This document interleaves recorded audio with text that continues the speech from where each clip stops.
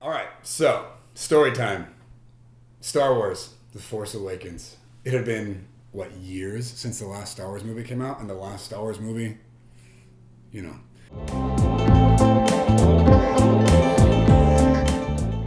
So I went to see this movie with my mom. I was up in Portland, and we somehow got a ticket, and the movie had been out for like 3 days, and so we went to this theater, and I remember the theater being like one of the biggest theaters I'd seen in a long time. It was just a wall of chairs, of people. And I was like, holy cow, this is a huge theater. This is awesome. And the screen was huge. It was awesome. So we watched the movie. Rey is introduced, right? She's being whispered from beyond. She's a Jedi. I'm sorry that I did that. We watched Rey go on this journey, and we watched Kylo Ren also enter the scene, and all this stuff's happening. It's awesome, right? And then the credits start to roll. And as soon as the credits start rolling up the screen, I feel heavy, intense, dark, spiritual influence press down on my body, like physically. I was feeling it like melt onto me, and I'm like, and I started sinking in my chair. That was my immediate response. I didn't want to. That was the reaction. My mom was like, oh, I can't even squeak like her. It was so much fun. It was amazing. Wasn't that awesome? And she just immediately started wanting to process and like celebrate the film. And I was like, yeah. And I was trying to go there with her, but was feeling very restricted. Like I couldn't do it, right? And I was like, oh.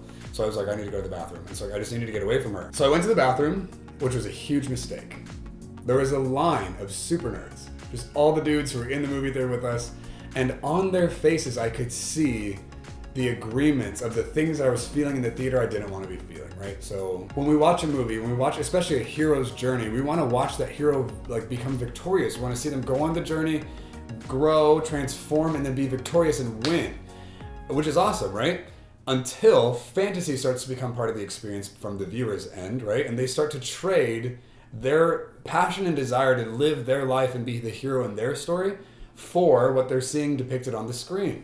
So I started feeling this exchange in the fantasy area where people didn't see Kylo Ren or Rey or the fighter pilots or whatever as like inspirations. They actually saw them as more desirable than their own life. They would rather be that person than who they were.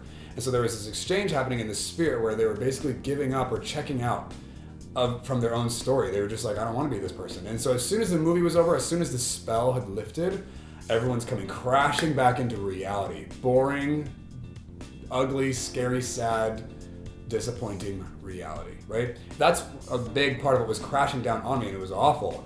We are not supposed to exchange who we are for what we're seeing depicted by any fictitious character. We're supposed to let that thing propel us deeper into faith and hope and anticipation for who we're supposed to be and what we're supposed to accomplish in our story. And the opposite was happening. People were giving up on who they were to take up whatever they were being offered, right? Which was awful, didn't feel good. There was all this shame and self-hatred and insecurity and rejection coming up as well. So as I looked at the faces of these guys in the bathroom, I could see specifically in each of them their specific particular agreements with the heinousness that was going on in their hearts. And I felt so sad for them. I was like, this is awful. Like they shouldn't be feeling this way. They shouldn't believe these things. It's so sad. But also feeling really overwhelmed, like feeling very much oppressed, if you will, right? Just like attacked almost. And so I did my business as fast as I could, got out of the bathroom, and I got to the lobby, and my mom is taking pictures with a stormtrooper. And I'm like, oh my gosh. And so she's like, ooh, take our picture. She gives me her phone. I'm like, oh, okay, get closer, smile. Oh, your eyes are closed. Open your eyes. And I'm just like taking these shots, right? And they keep not being good enough, so I keep having to do something. Finally, I'm like, Mom, can we please go? And I'm trying to not be a jerk, and I'm very aware in this moment, like, she should be allowed to celebrate this, right? She should be able to, like, have this moment with this guy. This should be something fun, and I should be supportive. I should be a good son, and instead I'm like angsty, disappointed, frustrated, impatient guy. And that's not me, and it sucked. But I also a little bit felt out of control. Like I need to get out of here. So we took the pictures, got out, walked into the car. She's still talking. My mom still wants to celebrate and process what had happened in the movie, and I'm like, yeah, totally, yep. I'm just trying to give her one-word answers because I don't know what else to say. And here's the reason: when you feel spiritual influence is coming at you, trying to influence you, trying to offer things to you that you don't want to agree with, you don't want to like align yourself with, there's this threshold time. I don't know how long it lasts, it depends on the person, but there's a period of time where you're actually available to pick up a new spiritual agreement if you allow it, right? You start allowing that thing to be part of your experience and to interpret what you're thinking and what you're feeling and what you see.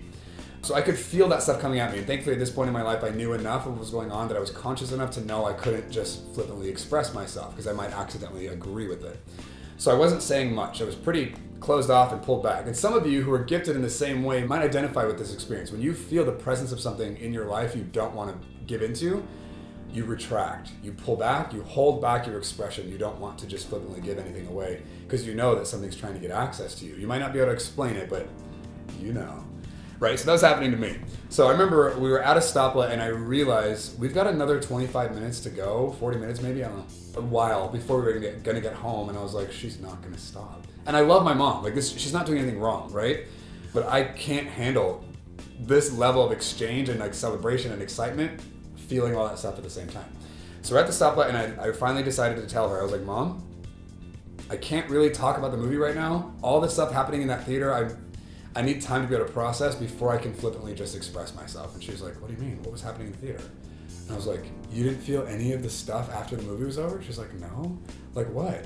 I was like, and I just explained to her kind of what I'd explained to you. And she's like, I remember she was sitting at the steering wheel, looking straight ahead. She wasn't even looking at me at this point. And she was like, I guess I should turn this way. She was like, wow, our gifting is very different. And I was like, that's your response? Like what?